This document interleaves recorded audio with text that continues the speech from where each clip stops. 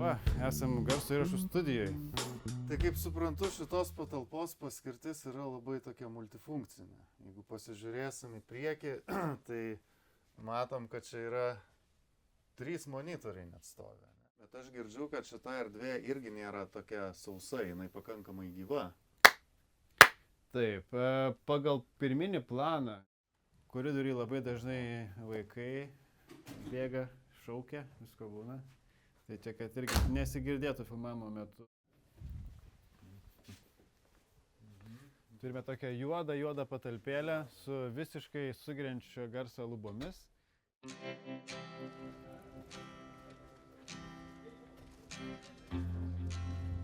O, Jonai, žinai, kas čia per pastatas? Na taip, čia Švento Kazimiero bažnyčia, čia Vilniaus jėzuitų gimnazija. Tarp kitko, vienas seniausių Lietuvos mokslo įstaigų, 16 amžiuje. O, geras pas tave žinias. O žinai, kad čia šitas pastatas yra Lojoteka. Jėzuitų gimnazija prieš 5 metus čia įkūrė biblioteką ir studijų kompleksą, prie kurio projektavimo aš esu prikišęs nagus. Įdomu.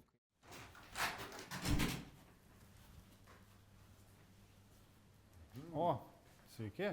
O, labas, Vytenis, Sveikas, matytas. 100 metų. Klausyk, čia mano kolega Jonas, susipažink. Labas, Vytenis. Aš Jonui norėjau parodyti šitą nuostabų studijų kompleksą, kaip jūs jį vadinat. Audiovizualinių medijų centras. Taip. Ir kur aš šiek tiek ten rankas prikišęs esu prie akustikos, tai norėjom apžiūrėti, kaip jums čia sekasi. Be problemų. Parodysi? Mes jo labai džiaugiamės, tai prašom paskui mane.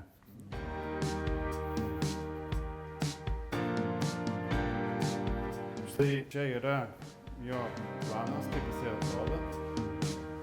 Iš viršaus, iš kampo. Tai garso įrašų studija, 2 patalpos, tada video foto studija, montažinė ir kino salės. Tada keliaujame į garso studiją pradžioj.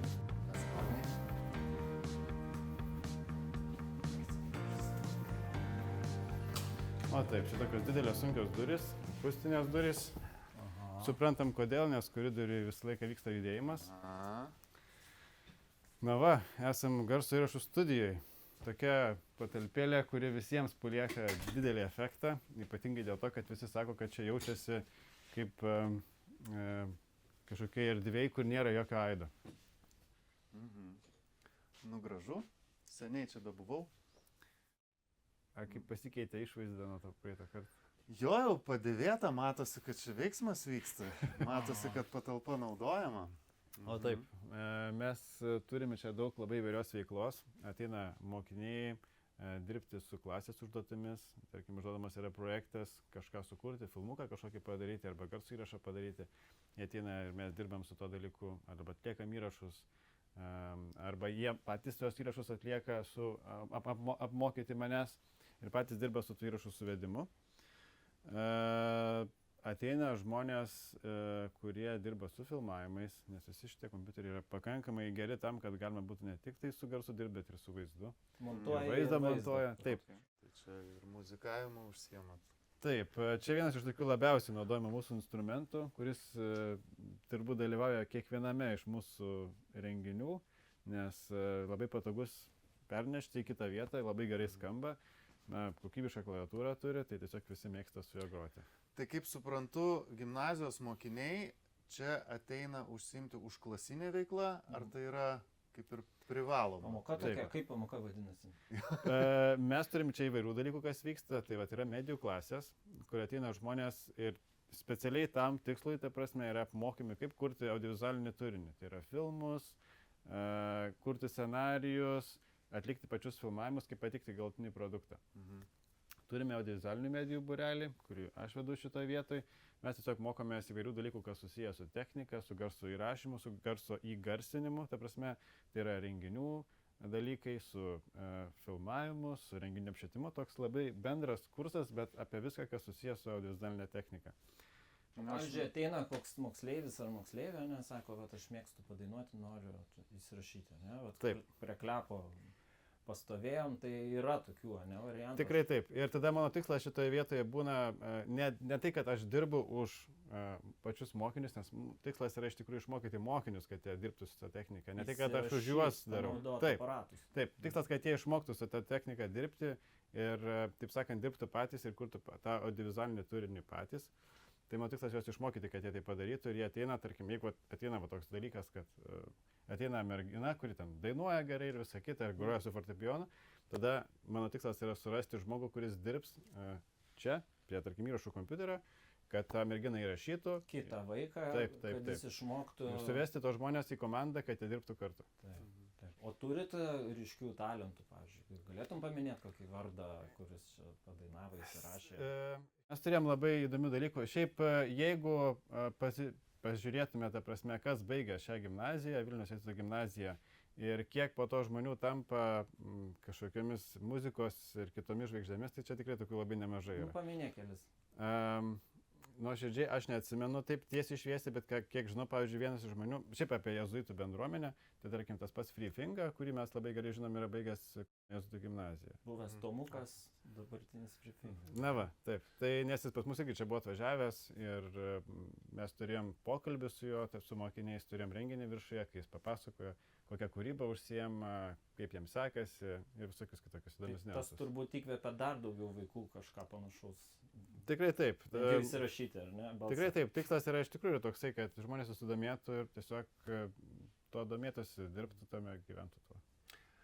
Tai kaip suprantu, šitos patalpos paskirtis yra labai tokia multifunkcinė. Jeigu pasižiūrėsim į priekį, tai matom, kad čia yra 3 monitoriai net stovi, ne? Tai jau čia kažkas sufleruoja mums. Monitoriai mes kalbam apie garso kolonėlės. Taip. Yra vienas monitorius. Taip, tai paprastai tiksliau muzikos studijose dažniausiai pamatysime 2, o čia matom 3.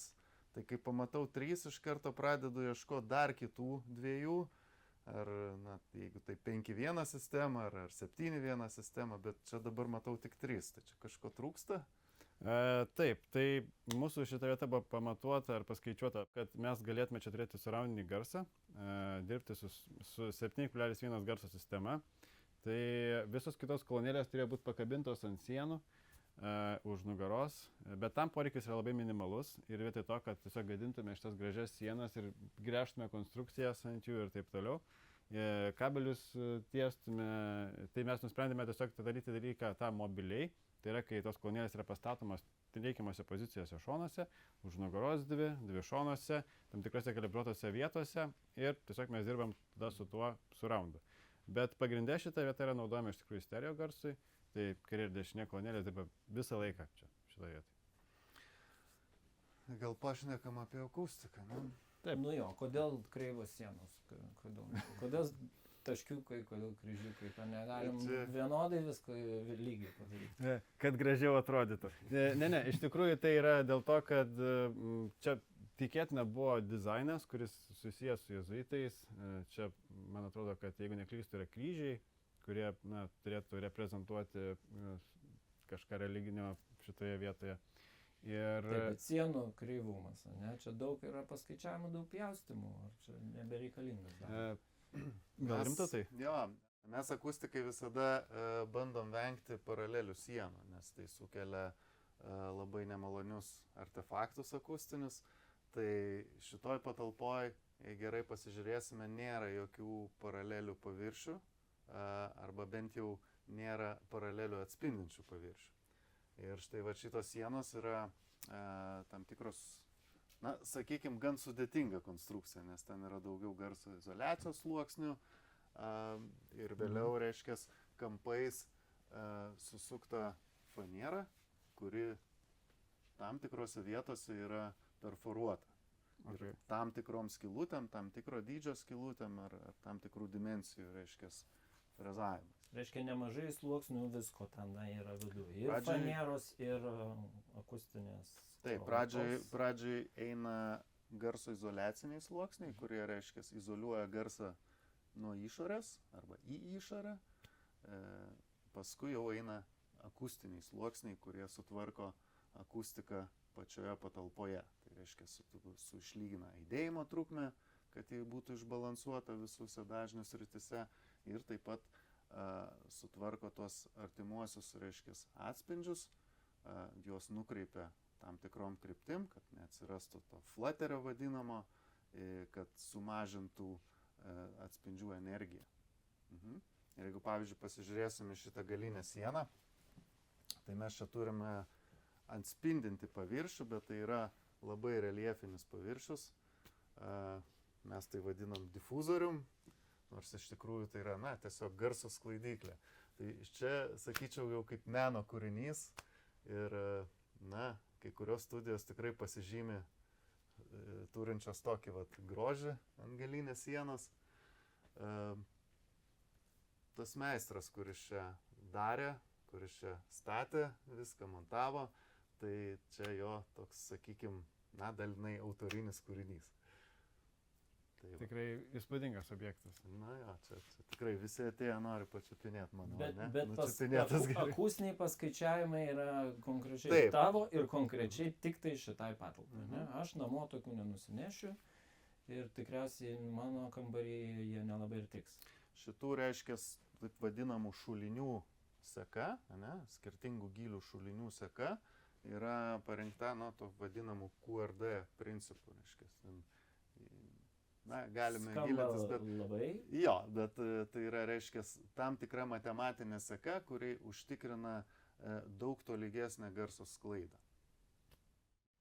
Lubos čia irgi daryta, nors jos uždengtos tinklu, atrodo, kad plokščios, bet štai už šito tinklo yra 3 skirtingų tipų medžiagos. Vienos gerai sugeria garsą, kitos dalinai sugeria garsą, o trečia iš viso atspindi viską ir yra reljefinė, panašiai kaip galinė siena, kuri išsklaido garsą.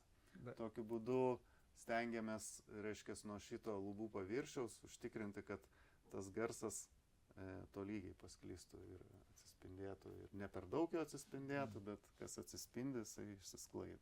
Tai jo, matosi, kad čia yra skirtingų dalykų paslėpta ir gerai paslėpta su metalinio, kaip čia pavadinti, grotelėm ar ne, Vytenį čia mokiniai bando išsiaiškinti, kas į vidų. O taip, iš tikrųjų viena iš priežasčių, kodėl tas tinklelis ir čia, dėl tų visų bandymų, kurie kartais vyksta pas mus, kadangi akustinės medžiagos dažniausiai yra trapios, o mes norime, kad jos tarnautų ilgai, dėl fizinio poveikio mums teko tą tinklelį užsidengti šitoje vietoje, bet ne tik tinklelis, kaip matote, čia yra, jeigu įsižiūrėtumėte šiek tiek arčiau, jisai visas yra dar ant guminio paviršiaus tam, kad nevibruotų nuo žemų dažnių ir taip toliau.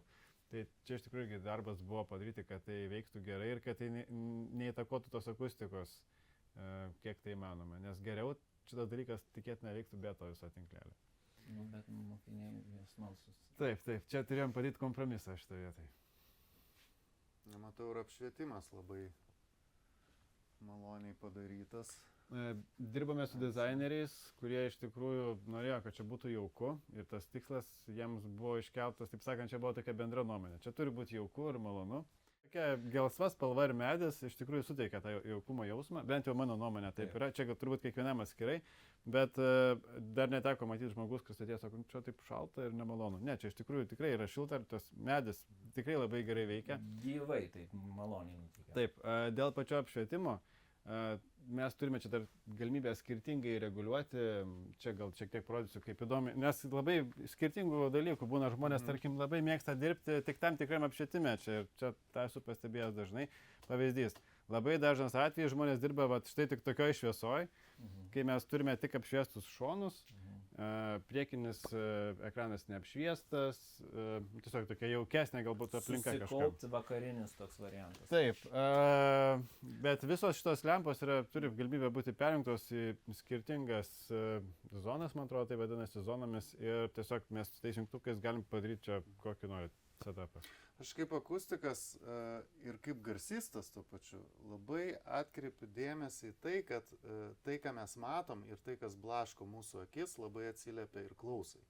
Jeigu mūsų akis yra apkraunamos per daug informacijos, tarkim, per daug šviesos į mums nereikalingus objektus, tokiu būdu mūsų ausis dirba prasčiau. Dėl to, dirbant su garsu, labai svarbu yra susireguliuoti teisingai šviesą. Bet vėlgi, čia yra labai subjektyvu. Vienam žmogui tas patinka, kitam tas. Dėl to projektuojant studiją visą laiką reikia palikti labai daug galimų apšvietimo variantų, kad, reiškia, dirbantysis su garsu galėtų pasidaryti savo norimą vaibą. Nu, visi turbūt pastebėjo, kad dainuoja dažnai užsimerkę savo pasaulyje, savo vaizde, nežinau kame, ne? Taip.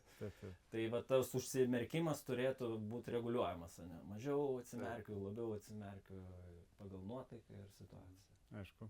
Tai kokia šitos patalpos paskirtis? Vis tik aš dabar žiūriu, tai čia viskas daroma. Čia ir muzika kuriama, ir montuojama, ir video montuojam, ir garso montažinė, bet iš akustinės pusės aš žiūriu, kad čia pakankamai gyva patalpa. Ji tokia nėra sausa ir pakankamai malonu joje būti. Tai kiek aš pamenu, čia buvo liktai numatyta ir įrašinėti šioje patalpoje instrumentus. Taip. Gyvus. Tai čia tokia labai universali erdvė, kaip ir perklausų kambarys, pagrindinė garso studijos patalpa, bet tuo pačiu mes ją galim panaudoti ir įrašams. Turim čia tam technikos.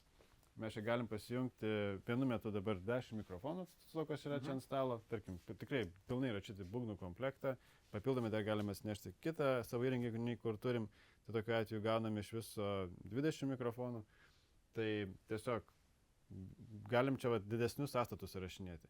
Turime kitą kambariuką, kur jis toks nedidelis, labiau skirtas vokalai, įrašinėti. Žinoma, galim ten eiti. Dabar užeinam į tą mūsų vadinamą live roomą, nors čia galbūt reikėtų sakyti vokalinę, nes jinai tokia labai nedidelė. Vokalinė, mes čia surimtų, tu kalbėjom mikrofoninę. Nu, nes daug mikrofonų stovi. Kažkaip slysta mano čia padelis, bet uždarom tas duris, daugiau vietos bus iš tikrųjų. Tai kam tiek daug mikrofonų dabar klausimas? Taip, tai čia matote iš tikrųjų labai nedidelę dalį mikrofonų, kuriuos turim. Čia tiesiog tokie, taip sakant, kuriuos negaila palikti šitoj patalpoj, kurie daug kas užeina, gali juos paliesti, čiupinėti ir taip toliau. Turime daug kokybiškesnių mikrofonų, tiek Neumanų, tiek Shopsų. Klasika. Tiek Sennheiserių, taip, bet šitie mikrofonai yra dažniausiai naudojami mūsų mikrofonai. Naudojami kam? Naudojami iš tikrųjų labai įvairiems dalykams. Nuo labai paprastų įrašų, kuriuos mes darom, iki, tarkim, ateina kažkas, nori tiesiog įrašyti kažkokį pamokai labai trumpą dalyką. Ateinam ir mes naudojam šitos mikrofonus. Ateina, tarkim, taip, ateina podcastas, nes mes jų turim labai daug. Tiek vaikai ateina podcastus įrašinėti, tiek žmonės iš lauko, turim čia įvairių projektų. Ir tiesiog tai šitos mikrofonus naudojam tiem podcastam. Bet aš girdžiu, kad šita erdvė irgi nėra tokia sausa, jinai pakankamai gyva. Taip, pagal pirminį planą, čia kaip matot irgi, pavyzdžiui, lubos turi visišką sugertį. Iš esmės visos padengtos kažkokiu produktu. Nu, nes grindis pilnai atspindinčios garsą, tai taip.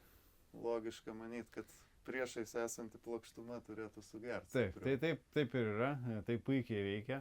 Turime sienas, kurios yra išlenktais kampais, su Knaufo klinėjo plokštėmis, išpjautomis tam tikromis vietomis. Bet dar turime tokią smagę sieną, senovinę. Jo, kaip, pavyzdžiui, akustiškai veikia akmeninė siena, jinai nelygi, neturėtų būti neblogai. Garsui tai labai gerai, nes puikiai sklaido garsą. Ir kuo didesnis gylis yra šito reljefo, tuo žemesnius dažnius gali sklaidyti. Žodžiu, geri difuzoriai yra, senoviniai difuzoriai. Tarkim. Bet sunkiai suvaldomi, ar ne? Tu projektuodamas sieną žinai, ką gausi, o turėdamas akmenų sieną, tu turi matuoti atskirai, kad sužinotum, ką jinai daro, ne? Nu taip, čia tokių turbūt sunkiai paskaičiuosi tokius dalykus, bet mes akustikai visada žiūrim taip, kuo daugiau chaoso, tuo geriau. Šiaip nuoširdžiai šitą dalyką mes patys matuojam labiausiai ausimis savo, tai yra įrašo metu. Ir tai, ką tiesiog pavyko įsiaiškinti, mes čia planavom dar turėti ir užuolaidą, ir Taip, sugertų projekte garsą. nemažai čia užuolaidų mačiau. Taip, bet galiausiai apsisprendėm to nedaryti, nes mūsų nuomonė ir paklausius įrašų, kurie čia vyksta su labai gerais kokybiškais mikrofonais ir su profesionaliais aktoriais, kurie ateina tos įrašus daryti, kad mums nereikia dar sausesnės patalpos. Ir jos pakanka tokios, kokie jinai yra, net ir stipriai, ta prasme, sukompresavus garsą mes negirdim kambario aido ar kitų dalykų. O žmogai pačiam kalbančiam yra daug maloniau, gražesnis garsas ir tiesiog lengviau orientuotis. Skamba, ne? O ne būdeliai įlindau su mikrofonu. Nu, užspaustas, nesijauti toksai be nieko. Tai turbūt reiškia tai, kad tie ankstyvieji atspindžiai nuo sienų yra pakankamai išsklaidyti ir nėra tokie intensyvūs. Taip, Ir jie tada kartu su pirminiu garsu, aišku, sumuojasi mikrofoną, bet nesukelia kažkokių nepageidavimų artefaktų. Kadangi jie plius labai greiti, ta prasme, nes patalpa nedidelė, jie sumuojasi kaip ir su to pagrindiniu garsu ir suteikia tą charakteristiką, kuri iš tikrųjų yra, kambario gyvumas, jis nėra toks tai pasakys tokį žodį, užniauktas, kaip būna kai kur. Tiesiog jisai maloniai skamba, sakyčiau, labai gera studija garsai rašyti va šitą vietą. Na, bet įdomus čia vis tik jausmas toksai kitoks, ne? Kažkaip, paprastuose tipiniuose kambariuose neturi to tokio atspindžių jausmo. Liktai aido ir nėra čia. Jo, jis labai trumpas. Jo, bet tie atspindžiai yra ir toks liktai sustiprina tavo balsą ir tokį. Taip.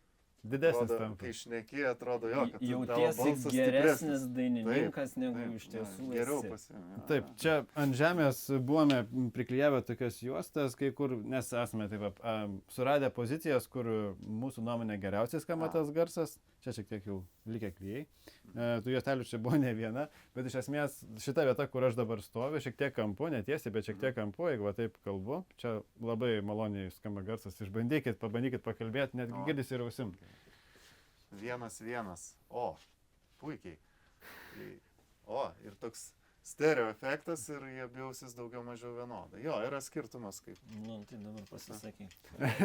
Nes šitam mikrofonui jokio skirtumo, iš tikrųjų, ar čia įrašinėja, ar koridoriai turbūt. Jo, vaikštant skiriasi. Be abejo, čia visų mažesnių patalpų, kaip čia toksai, nesakyčiau, kad minusas, bet visada mažesniai patalpoj yra tas, kad tu vaikščiodamas iš vienos vietos į kitą, pajusi gana didelius akustinius skirtumus. Bet tuo pačiu pliusas, kad tu gali susirasti tą vietą, pastatyti ten mikrofoną ir panaudoti savo tikslui. Taip. Iš kitos pusės, tarkim, kai čia ateina klasė žmonių, ta prasme, 8 žmonės, ta prasme, sueina ir nori rašinėti kokį nors kūrinį vieną, tai labai gerai šitą patalpėlę, kuri, ta prasme, irgi to gyvumo suteikia, nes tiek žmonių be ausinių dainuoja, bet dainuoja savo mikrofonus ir šitos mikrofonus, tarkim, kurie nėra nejautrus, netokie jautrus ir tiesiog nepriima taip signalo gerai iš šalia stovinčio kito žmogaus, kuris ne prie pat jo dainuoja. Puiku, gerai, einame į kitą patalpą. Einam. Kur dabar eisim? Dabar eisim į video fotostudiją.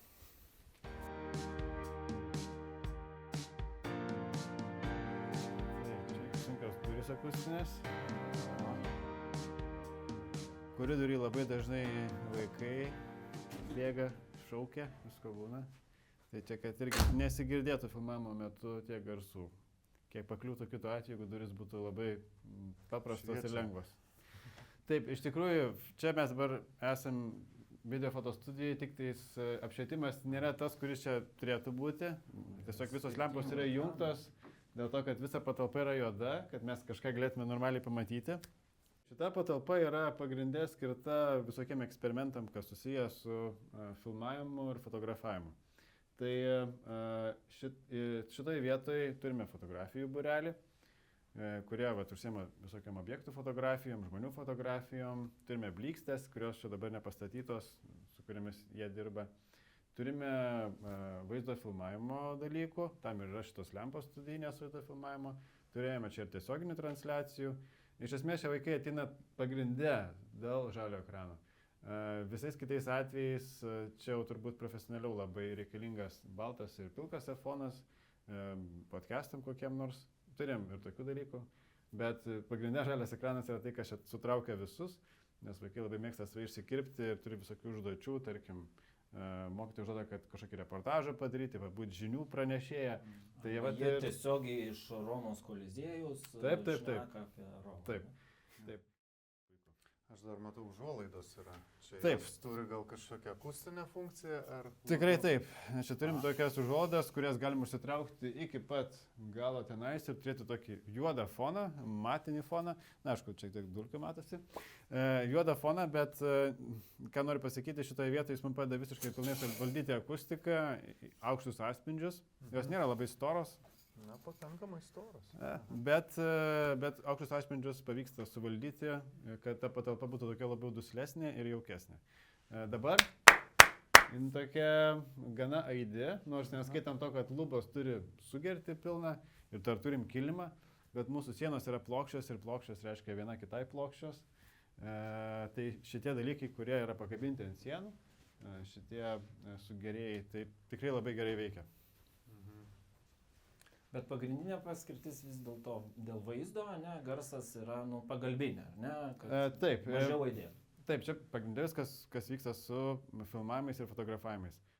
Aš tiesą sakant esu buvęs LRT žinių studijoje, tai ta studija labai aidinti. Oho. Bet tai sukuria netgi tokį efektą, kad, na, iš tikrųjų jaučiamasi, kad kai šneka diktorius, girdi, kad jis yra kažkokioj dideliai aplinkoje. Nes jeigu tu padarysi sausą aplinką, tai nebus tas televizinis efektas. Bus radio efektas. Radio studijos paprastai būna sausos. O televizijos studija, jinai turi turėti to aiduko tokio, kuris... Blogos akustikos. Šiek tiek blogos akustikos. Okay, bet ką noriu pasakyti, jūs kai pat kalbat, girdisi, kad čia yra daug žemų atspindžių, ta prasme. Ir tarkim, jeigu ateina vyras, ta prasme, didelis vyras su žemu balsu, na tai iš tikrųjų labai girdisi tas žemės aidas ir čia taip gerai rezonuoja štai patalpoje. Tai paskambinkit man, sutvarkysim tą akustiką, sutvarkysim. Gerai. Bet aišku, čia turime ir tokių niuansų, kaip ir kitur. Mūsų lubos yra žemos, kad lempos visai žemai kabo turėtų būti aukščiau. Ir dėl tos priežasties, na, kaip čia pasakyti, kadangi ta patalpa tokia nedidelė, tas sienas norisi išlaikyti tą tūrį patalpos ir nusprendėme nieko nedėti, ta prasme, jokiam papildomam akustiniam medžiagom, na, nes šitas tikslas nėra labiau apie tai. Matau, kad dar yra neišnaudotų kampų, neišnaudotų erdvių, kurias galima užkišti. Turim omeny. Žemų dažnį absorberių. Fanieros. Einam kino salę. Turime tokią juodą patalpėlę su visiškai sugeriančio garso lubomis. Sienos dalinai sugeria, dalinai išsklaido garsą. Lygiai tas pats metalinis tinklelis, kaip ir garso studijai, dėl fizinio poveikio, suprantam.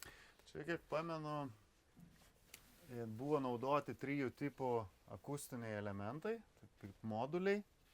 Vėlgi vieni labiau sklaido, kiti labiau sugeria. Ir buvo sugalvota, kad mes visko nepaslepiam kaip tikrose, na, įprastose kino salėse, bet paliekam atvirą, nors ir viskas juodai nudažyta, bet per grotas mes galime matyti, kad čia yra skirtingi tokie paviršiai. modeliai. Tai čia buvo, ta prasme, toks, su kokia mintim tai palikta? Dėl edukacijos? Na, turbūt dėl edukacijos, nes mes akustikai visą laiką dirbam su kažkokiais tai interjero dizaineriais, na ir buvo toks sprendimas, o gal paliekam atvirą. Tai gal kad nors kils klausimų, kodėl čia yra skylučių, čia nėra skylučių. Tai kokie čia tipai? Sugeriančios, atspindinčios? Sugeriančios, sklaidančios, dalinai sugeriančios. Žodžiu, į patys įvairiausiai, kad sukurti tą difuzinį lauką. Jo, nes kino salėje visiškai sausa patalpa nėra labai geras dalykas, nors dauguma, sakykime, kino salių Lietuvoje daromos pigiau. Taip. Daromas labiau sausos, okay. bet tai nėra labai maloni aplinka. Na tikrai iš tikrųjų medžiagos visos, kaip čia kas yra, taip sakant, po hudu automobilio, kaip čia jisai veikia. Bet kitas dalykas, vis tiek turėjom dėti tinklelį, nes tarkim, ypatingai medžiagos, kurios sugeriančios garsą, tai dažniausiai stiklo vata ir visa kita, čia labai gražiai žmonės išsiteptų ir pačias medžiagas. Jeigu žaisime į tokią eilinę kino salę Lietuvoje, ne komercinę kino salę, dažniausiai jos būna pakankamai sausos akustikos. Okay. Ir visos praktiškai uždengtos vien garsą sugeriančio medžiagų, bent jau sienos, lubos. Ir tokios salės, na, jos kažkaip skamba, bet jose būti ne visada yra labai malonu. Okay. Šiek tiek atspindinčios garsą sienos suteikia mums daug malonesnį pojūtį, šiek tiek tų atspindžių yra, mes jaučiamės natūraliau, šiek tiek erdvė lyg tai padidėja natūraliai. Na tai va, tai čia buvo sukurta tokia akustinė aplinka ir nutarta, kad visus tos modulius palikti atvirus, nu, nežinau, gal edukaciniais tikslais turbūt. Čia šiek tiek ekrane matome, kaip atrodo mūsų lojoteka visa iš paukščio skrydžio. Visas mūsų centras yra Rusija. O čia visa šita didelė erdvė, man atrodo, kad nuo čia kažkur iki čia yra jėzuitų gimnazija. Gerai, tai ką, Vyteni, ačiū labai, kad pasikvietei. Sveikata. Tikrai smagu vėl sugrįžti. Labai būtų smagu mūsų jūsų naujų projektų pamatyti, nes, na, čia toks jau, pavadinkim, jau senas, man atrodo. Na, šitas senas. Tai kiek žinau, dar ir salės laukia, ar ne, mūsų akustikų. Mūsų renginiai pagrindė vyksta salėse, kurios yra, na, tarkim, sporto salė, didelė, milžiniška vieta, kur labai daug aido ir sudėtinga, su įgarsinimu yra ir patiems mokiniams. Na va, ir šitą tiesiog, aš tikiuosi, ten pagerinti akustiką. Puiku. Ačiū. Ačiū Jums. Ačiū, Vyteni. Iki kitų. Iki.